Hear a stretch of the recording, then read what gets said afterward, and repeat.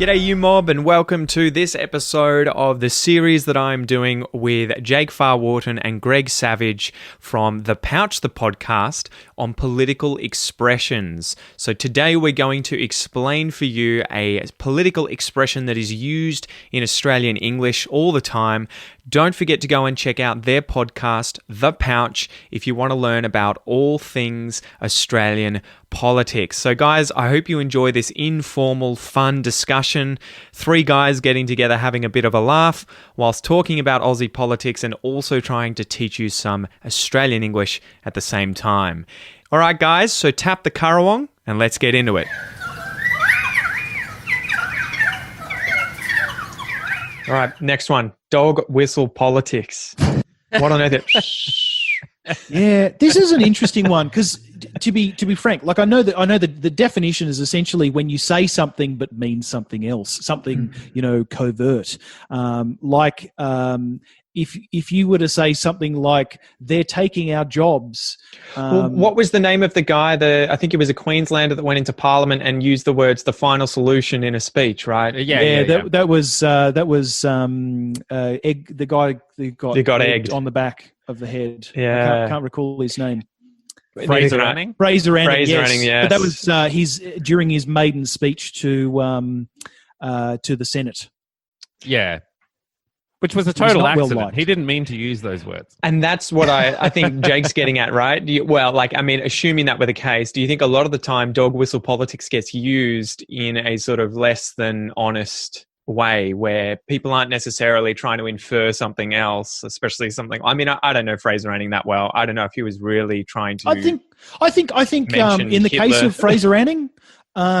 he probably was. Really? He appeared at a number of white nationalist rallies as well. But I don't know how you could be that stupid to not think that that's not going to get picked up and your career's over. He might not have cared either. I think because of some of our politicians who have gotten the attention over the years, say someone like a Pauline Hanson or a Clive Palmer, I think there's been more of a people actually just want you to come out and say this sort of stuff. So I don't know whether or not it really matters too much at the moment about that. I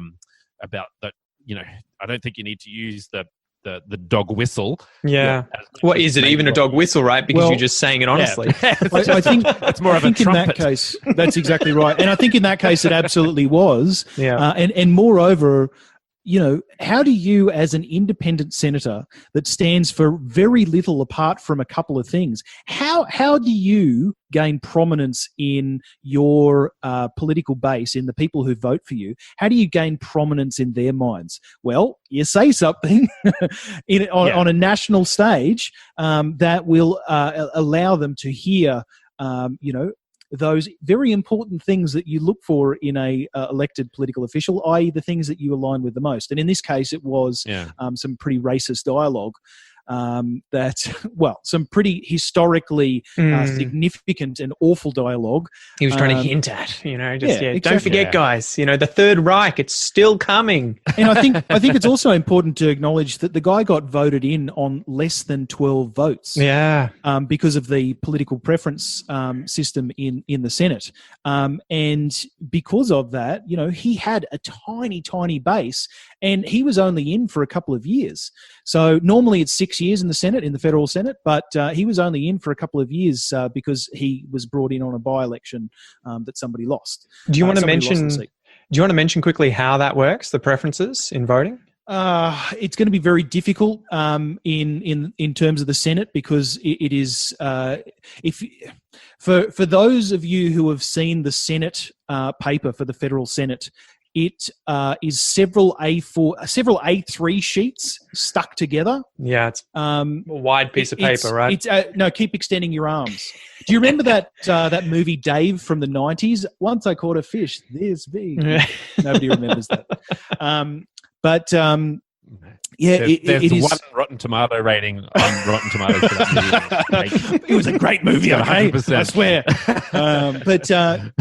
So essentially, the preference system in Australia is where you as a political party get to say who your vote goes to if you don't collect enough votes to get elected. So essentially, if I, in the Jake Farr-Wharton party, get only 47 votes, and I need 50. So 47 votes is not enough to get me elected. So I say, instead of it going to just a random party like the Pete Smithson party, gross, I want my votes to go directly to the Gregg Savage party. Party. Yeah, exactly. It's a great party. Has great hair. So essentially, preferences are a way that's the only platform. It's all about great hair, and it's fixing. But so the important thing is it's used strategically in a number of ways. So it's used, for example, the Liberal Party, which is federally the leading party in Australia. They might say, we really, really don't like the Greens. So we might think about placing them at the very lowest level of our preferences. So after everybody else has had their votes counted, then we'll think about giving our votes to them. But they may be politically strategic about this and say, but more than us hating the Greens ideologically, we actually really, really want to ensure that the Labor Party definitely doesn't get our votes, because they are more likely to, with the addition of our votes, they are more likely to get elected. As a consequence, we're going to preference the Greens above the Labor Party.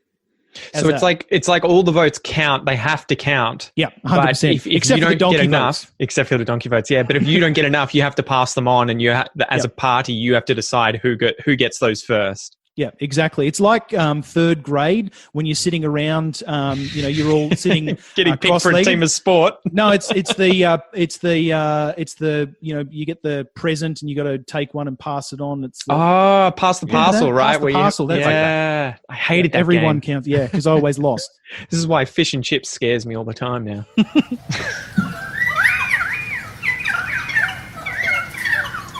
Thanks for joining me today, guys. I hope you enjoyed this episode. I hope you learnt a little something new, and I hope that you improved your listening comprehension, as I know that sometimes it's difficult to listen to three native speakers all talking over the top of each other about a certain, topic in conversation, but that's the whole point of this sort of series. It's to give you exposure to advanced English discussions, chats, everything like that, so that you can work on your listening comprehension whilst also learning about Australia, Australian politics, and some English vocab about politics.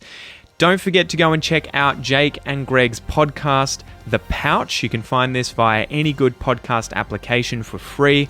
They publish an episode every weekend about Australian politics. Anyway, until next time, guys, I hope you have a killer week, and I'll see you soon.